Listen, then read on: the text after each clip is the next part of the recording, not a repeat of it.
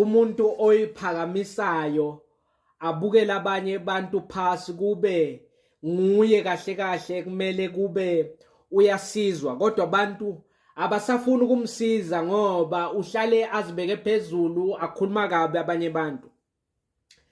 Ngithi kuvulwe imall eDontoni, ngifika kuye ngithi yendoda phela uSibongiseni bamchashile eShoprite, uyakhumbula Mosisayo athi wow angitsheli ngokuchashwa kwaSibongiseni eShoprite.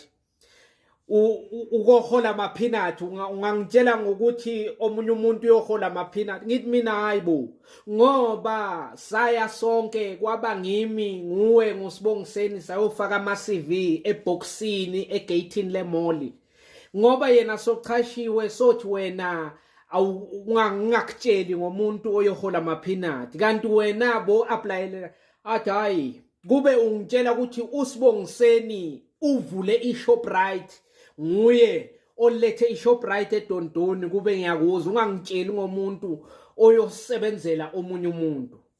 Ngithi mina hayi ndoda, yini manje ukhulume ngale ndlela ngoba nawe bowufakile iCV? Hayi man, lo muntu lona muntu othi umlethele indaba ezimnandi, unqoma uqoqa ngeachievement yabontanga bakho, naye uthi hey umbonile uCalvin bekameshise kahle makuvulwa imall lapha, bekagcoke ijezi le-cat guy, agcoke nekhavela. Hayi man, I know, hayi belihlobile leli jaha. Umuzwa wathi awukayiboni ukuthi lezi zinto ma-fake? Awuboni ukuthi lezi zinto bobom ngubani ongathengela uCalvin impahla ezima-original?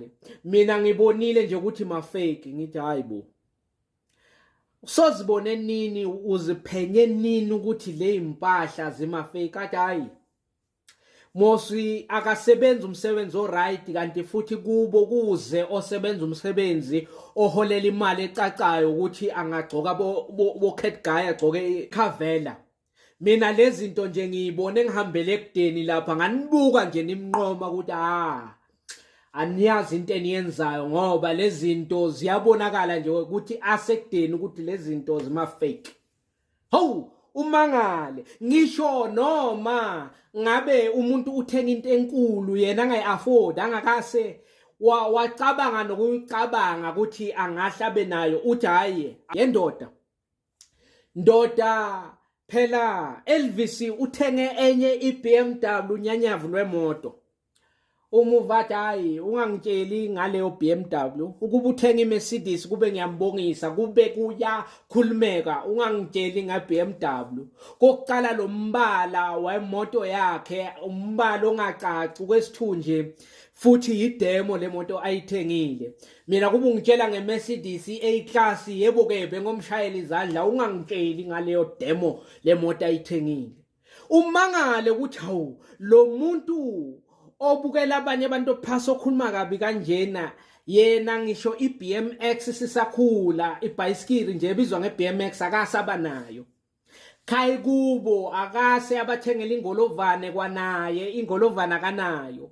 Yazi uMavis uphunyelwe iRDP. Usakhumbula lama-RDP esewabhalisele eholweni eMayflower? Hayi ke sewaphumile, yakhe iphume estandini abhalisa ngaso saseGoba. So iphumile nje iRDP yakhe. Hayi noko man, no, yinhle iRDP yakhe, uyidecorate kahle endlini. Hayi ngiyambongisa umuzwa wathi awungangitsheli ngendlo yomchaso. Indlu yomchaso lento encane ngathi idweshi lometshisi, bantwana bazawudlala phi kule ndlu encane kangaka? Futhi uMavis lento akayicabanganga ngoba unabantwana abaningi, le ndlu incane kakhulu. Nje kukhona izinto esingayicelebrate, hayi ukuthi umuntu uphunyelwe indlu yomchaso. Hawu, ngoba ndoda nawe wayibhalisa besisonke net ukuthi yakhe iphume kuqala, simshayele izandla simjabulele. Umuzwa wathi hayi mina ngabhalisa ngoba bengihamba nani, hayi ukuthi vele bekinto bengiyifuna. Mina ngisazokwakha isithabathaba sami, mina ngizokwakha imansion, angeke ningene ningakapress bo intercom nganibuza amagama ningaphandle.